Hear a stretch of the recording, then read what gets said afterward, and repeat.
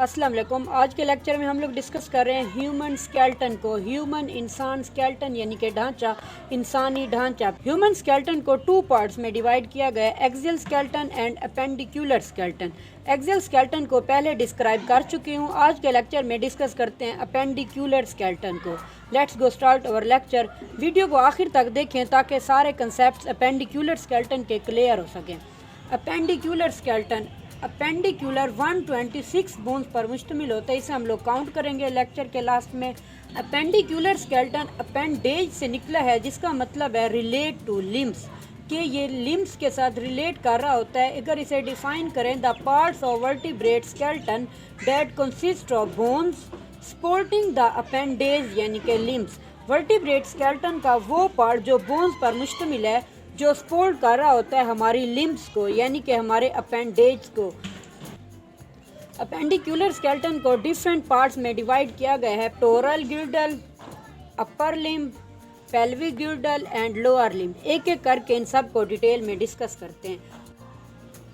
अब हम लोग देख लेते हैं पहले पेक्टोरल गिल्डल को। पेक्टोरल गिल्डल को शोल्डर गिल्डल भी कहते हैं। ये दो बोन पर मुश्तमिल होता है, क्लेविकल एंड स्केप्यूला पर। क्लेविकल को कोलर बोन भी कहते हैं, इसे ब्यूटी बोन भी कहा जाता है, और स्केप्यूला को शोल्डर ब्लेड्स कहा जाता है। जो क्लेविकल बोन होती है ये हमारी ऊपर की बोन होती है, जो शोल्डर के साथ ऊपर होती है, जो आर्म्स को एक अटैचमेंट, एक पोजीशन प्रोवाइड करती है।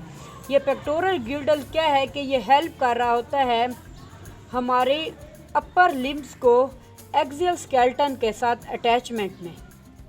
Clavicle bone S shaped bones होती है, हॉरिजेंटल बोन होती है, ये एक वीक बोन होती है। ये किसी भी चोट वगैरह अगर कोई लगे तो पहले ज़्यादा ख़तरा होता है इसी क्लेविकल बोन के टूटने का। जो ये स्केप्यूला बोन होती है ये शोल्डर की पोस्टीरियर साइड पर यानी कि बैक साइड पर होती है, और क्लेविकल एंटीरियर साइड पर होती है। स्केप्यूला बोन एक ट्राई एंगुलर बोन है, इसके ऊपर एक रिड्ज यानी कि स्पाइंस होते हैं, जिसे हम लोग बैक साइड पर, पोस्टीरियर साइड पर शोल्डर की हाथ लगाकर इसे हम लोग फील कर सकते हैं। अब हम लोग डिस्कस कर लेते हैं अपर लिम्ब को। अपर लिम्स की टोटल 30 बोन्स होती हैं, और अपर लिम्स में ह्यूमरस एक रेडियस, एक अल्ना, कार्पल्स, मेटाकार्पल्स की तादाद 5 और कार्पल्स की तादाद 8 होती है। फ्लैंजीज की तादाद होती है 14। अब किस तरह ये जो अपर लिम्ब है उसे 3 पार्ट्स में डिवाइड किया गया है, और इन तीन पार्ट्स की डिफरेंट बोन्स होती हैं। जो पहला पार्ट ये पार्ट होता है जहाँ पर ह्यूमरस बोन होती है, इसे हम लोग आर्म कहते हैं। जो ह्यूमरस होती है ये अपर लिम्स की सबसे लॉन्ग बोन होती है, और ये अटैचमेंट प्रोवाइड कर रही होती है शोल्डर गिल्डल के साथ। जो ह्यूमरस का प्रॉक्सिमल एंड होता है, ये वाला एंड ऊपर वाला, ये बॉल एंड सॉकेट जॉइंट बना रहा होता है विद द पेक्टोरल गिल्डल के साथ यानी कि शोल्डर गिल्डल के साथ। और ह्यूमरस का जो डिस्टल एंड होता है वो हिंज जॉइंट बना रहा होता है हमारी एल्बो के साथ, एल्बो पर यानी कि रेडियस एंड अल्ना के साथ हिंज जॉइंट बना रहा होता है। और इस पॉइंट को हम लोग एल्बो कहते हैं, जहाँ पर ह्यूमरस और रेडियस और अल्ना आपस में मिलती हैं, ये 3 बोन, उसको हम लोग एल्बो कहते हैं। जो रेडियस और अल्ना हमारे 4 आर्म की 2 बोन्स हैं। रेडियस थंब साइड पर मौजूद होती है, ये थिक बोन है, और जो अल्ना हमारी पिंकी फिंगर, जो हमारी लिटिल फिंगर होती है, उस साइड पर मौजूद होती है ये बोन। अल्ना बोन थोड़ी लॉन्ग होती है रेडियस की निस्बत, लेकिन रेडियस थिक बोन होती है, और अल्ना बोन थिक नहीं बल्कि थिन बोन होती है। रेडियस और अल्ना का जो प्रॉक्सिमल एंड है वो आर्टिकुलेट कर रहा होता है। आर्टिकुलेट उस प्लेस को कहते हैं जहाँ पर 2 बोन्स आपस में आकर मिलती हैं, जुड़ती हैं, उस पॉइंट को हम लोग आर्टिकुलेशन कहते हैं। तो रेडियस और अल्ना आर्टिकुलेट कर रही होती हैं विद द ह्यूमरस के डिस्टल एंड के साथ एट एल्बो पर हिंज जॉइंट बन रहा होता है यहाँ पर। उसके बाद जो रेडियस एंड अल्ना का डिस्टल एंड होता है वो मल्टी स्टेज जॉइंट बना रहा होता है विद द 8 कार्पल्स के साथ। 8 कार्पल्स के साथ, ये 8 कार्पल्स क्या हैं कि हमारी रिस्ट बोन है, जो हमारी रिस्ट बनाने में हेल्प कर रही होती हैं, यानी कि हमारी कलाई बनाने में हेल्प कर रही होती हैं। और कार्पल्स अटैच होता है विद द मेटाकार्पल्स के साथ। मेटाकार्पल्स की तादाद 5 है जो हमारी पाम बनाने में यानी कि हथेली बनाने में हेल्प कर रही होते हैं। इस तरह मेटाकार्पल्स 5 रोज ऑफ फ्लैंजीज के साथ अटैच होता है। फ्लैंजीज फिंगर बोन्स को कहा जाता है, जो हमारी फिंगर की बोन्स होती है उन्हें फ्लैंजीज कहते हैं। टोटल 14 फ्लैंजीज होती हैं और सारी फिंगर के अंदर 3-3 फ्लैंजीज होती हैं, लेकिन थंब के अंदर 2 फ्लैंजीज होती हैं। इस तरह अपर लिम्स की बोन्स को कलेक्ट करें तो 14, 5, 8, 1, 1, 1 ये टोटल मिलकर होती हैं 30 बोन्स। ये एक हैंड की एक साइड की बोन्स हैं, यानी कि फ़र्ज़ करें हम लोग लेफ़्ट साइड का जिक्र कर रहे हैं तो ये मतलब कि ये लेफ़्ट साइड की बोन्स हैं। अपर लिम्ब की 30 बोन्स और पेक्टोरल गिल्डल की 2 बोन्स यानी कि 30 और 2 को जमा करें तो ये होते हैं 32 बोन, यानी कि ये एक साइड की 32 बोन हो गई। इस तरह लेफ़्ट और राइट साइड को अगर हम लोग जमा करें दोनों साइड्स की बोन तो 32 + 32 करें तो वो होती हैं 64 बोन्स। पेक्टोरल गिल्डल्स और अपर लिम्स की अगर हम लोग टोटल बात करें बोन्स की तो वो 64 बोन्स जाकर बनती हैं लेफ़्ट और राइट साइड की।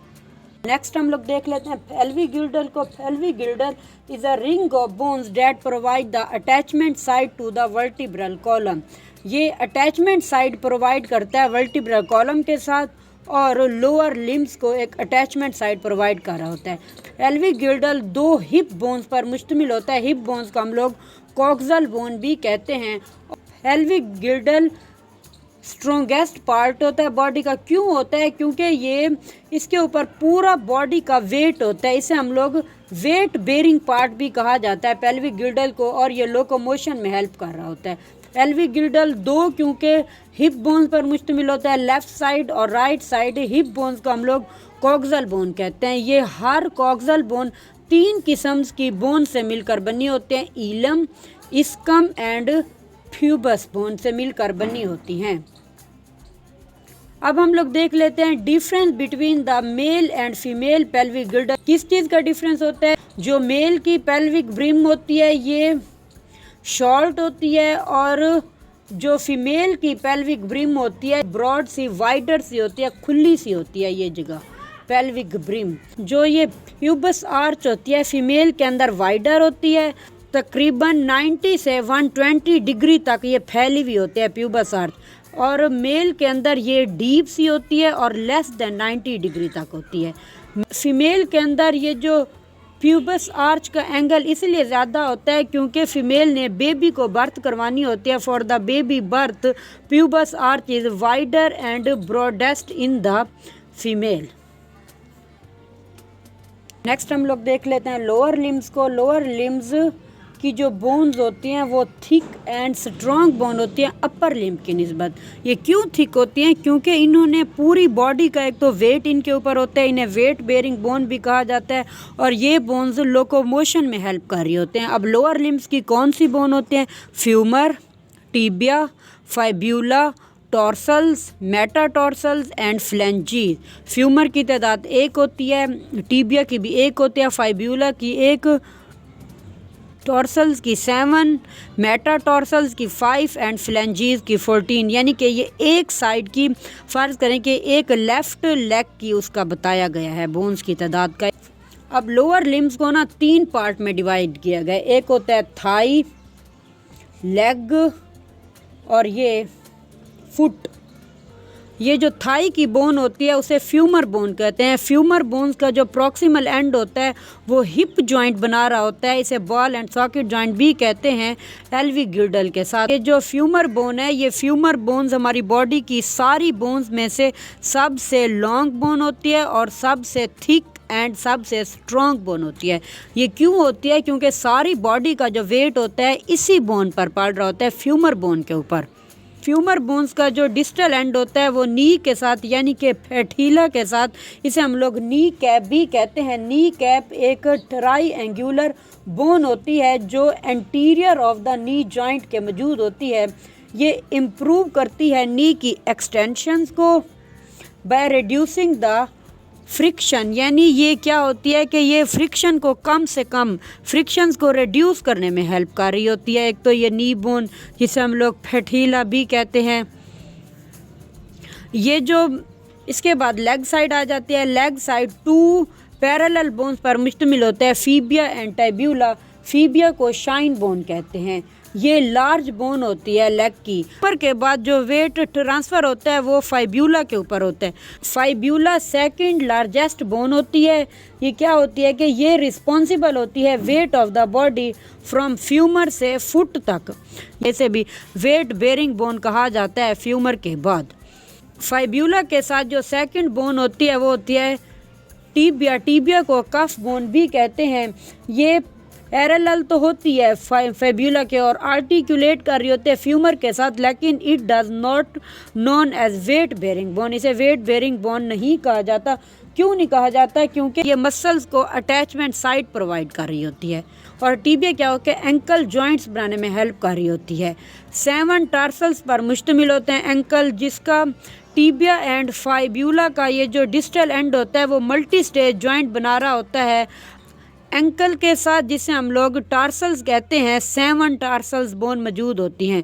उसके बाद 7 टार्सल्स बोन जो होते हैं वो 5 मेटा टार्सल्स के साथ मिलकर फुट बनाने में हेल्प कर रहे होते हैं। हमारा पाँव बनाते हैं। ये जो मेटा टार्सल्स होते हैं 5 रोज ऑफ फ्लैंजीज के साथ जुड़े होते हैं। देयर आर 14 फ्लैंजीज बोन होती है। फ्लैंजीज आर बोन्स ऑफ टूज, यानी हमारी पाँव की उंगलियों की बोन होती है।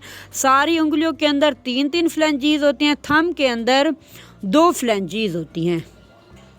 Dates all about our appendicular skeleton. इस तरह हम लोग काउंट करें 29 और 29 58 हुई थी। 58 ये हुई थी, 58 और 2 ये कॉक्सल बोन होती है। 58 और 2 ये जो पेल्विक गिल्डल की बोन्स होती हैं 60 और 2 ये पैठीला की बोन्स, यानी कि 2 साइड वाली 2 ये हो गई 62 और 62 अगर हम लोग प्लस करें तो वो होती है 126 बोन्स। इस तरह हमारे पेंडिकुलर स्केलेटन की टोटल 126 बोन होती हैं। Thank you so much for watching my lecture. Next lecture के अंदर नेक्स्ट टॉपिक को डिस्क्राइब करेंगे। अल्लाह हाफिज़।